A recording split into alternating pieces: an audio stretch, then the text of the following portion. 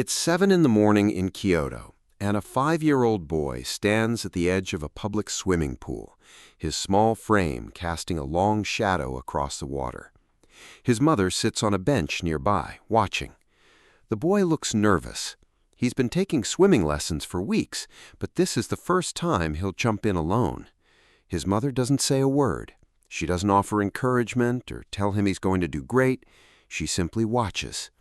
The boy takes a breath, and he jumps. His body hits the water.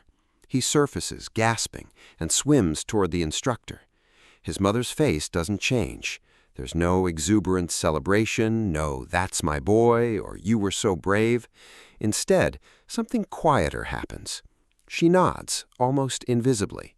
That nod carries all the confidence she already knew he had. This moment tells you everything you need to know about how Japanese parents build confident kids without the praise that dominates Western parenting. And the science behind why this works is going to surprise you. Most Western parents have been trained to believe that constant affirmation builds confidence. We tell our kids they're special, amazing, talented, and unique, often before they've actually done anything.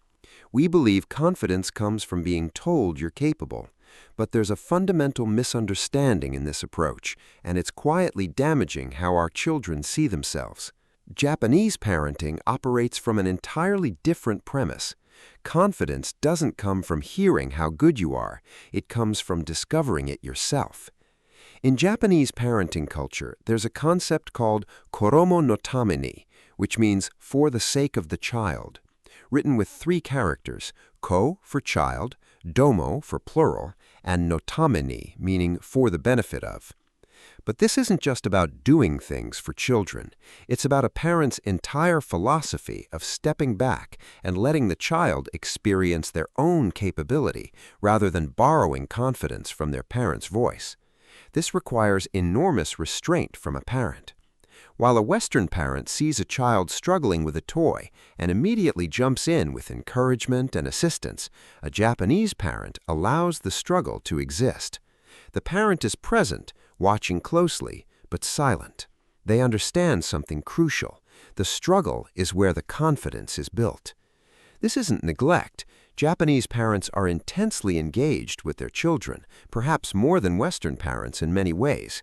But their engagement is quiet. It's observational. In Japanese, there's another word for this kind of parenting presence, Mimamoru, spelled M-I-M-A-M-O-R-U, written with 2 characters, one meaning watch and one meaning protect.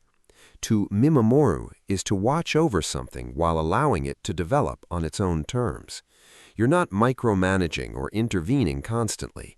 You're bearing witness to the child's unfolding capability.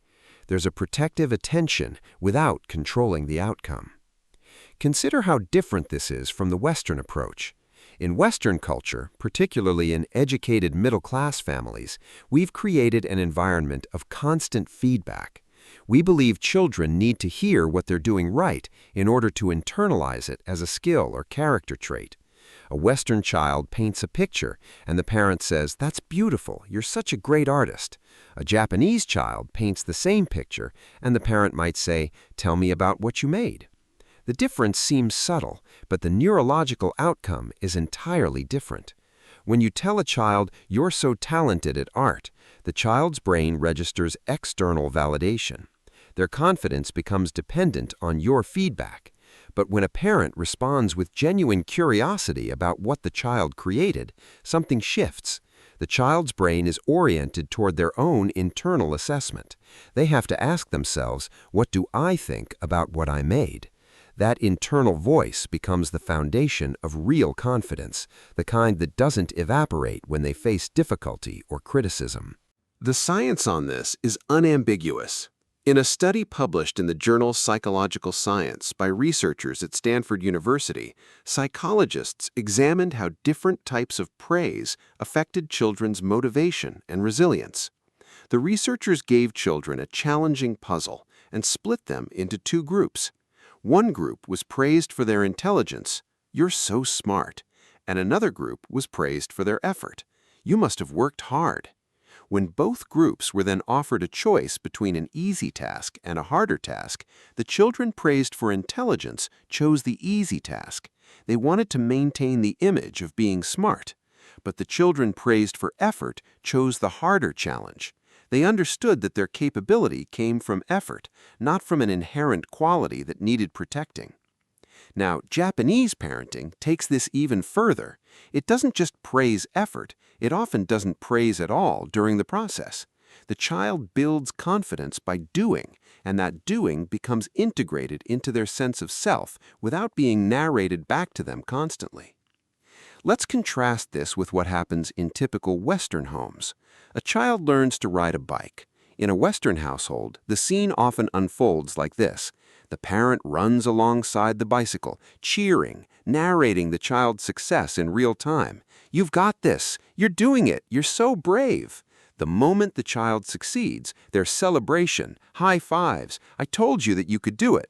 The message the child receives is that they accomplished something because someone else believed in them first. Their confidence is borrowed. They've learned to look to others for the verdict on their own capability. In a Japanese household, the parent is present but quiet. They might hold the bike steady, but they don't narrate the achievement. When the child finds their balance, the parent's response is calm acknowledgement. The child's brain is forced to draw its own conclusion. "I did this. I can feel that I did this." There's another factor at play here that Western parents often misunderstand. In Japan, there's a cultural acknowledgement that failure and struggle are essential to development, not obstacles to it. Failure isn't something to be protected against with constant positive reinforcement. Failure is the primary tool of learning. And when parents step back and allow failure, something profound happens. The child learns that they can survive difficulty. They learn that struggle doesn't mean something is wrong with them. They learn that the discomfort of challenge is normal and temporary. This is what builds genuine confidence, not the feeling that you're always good at everything, but the knowing that you can handle it when you're not. Research from the University of Tokyo, published in the journal Child Development, examined the long-term effects of parenting styles on children's resilience and self-efficacy. Japanese children whose parents emphasized personal responsibility and allowed natural consequences showed significantly higher levels of problem-solving ability and lower anxiety around failure, compared to children whose parents intervened frequently or provided constant reassurance. The difference was stark. Children raised with minimal verbal praise but high observational presence developed an internal locus of control. They believed their outcomes were determined by their own effort, not by external validation or chance. This internal conviction is where real confidence lives. Here's what this looks like practically and how you can begin shifting this in your own home tonight. The first tactic is simple but requires enormous discipline. When your child struggles with something, stay silent. Don't offer encouragement. Don't offer help unless they ask for it. Your silence is not coldness, it's trust. When your child is learning to pour their own juice and spill some, your instinct will be to say, "That's okay, you're learning," or "Here, let me help you." Instead, sit with the spill. Hand them a cloth. Let them experience the natural consequence of the spill and their own capacity to address it. Your words are stealing the lesson. Your silence permits the learning. The second tactic is to replace praise with genuine curiosity. When your child accomplishes something, resist the urge to evaluate it. Instead, ask them what they notice about it. How does it feel to have ridden all the way across the driveway? Or, what did you notice about how you did that? This shifts their brain from seeking your approval to conducting their own internal assessment. Over weeks and months, your child stops asking, "Was that good?" and starts asking themselves, "Do I feel capable of that?" That shift is everything. The third tactic is to normalize struggle and failure explicitly. Don't hide it. Don't try to shield your children from it with reassurance.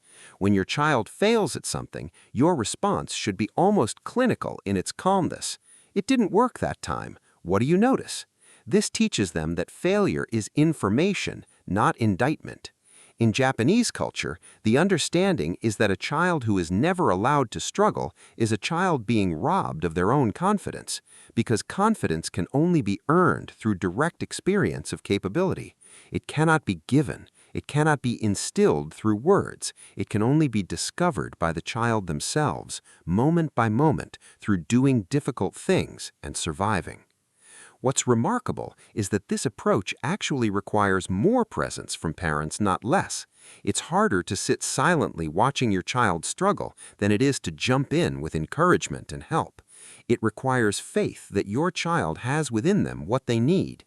It requires you to believe in their capability, not by telling them about it, but by demonstrating that belief through your restraint, your quiet attention, your refusal to narrate their every action. A Japanese parent's presence is felt, not heard, and children raised in that kind of presence develop a confidence that doesn't depend on applause. It depends on knowing from the inside that they are capable.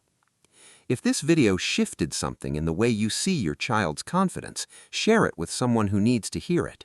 And if you want more on how the world's wisest cultures quietly build resilient, self-assured young people, subscribe. There's a lot more coming. See you in the next one.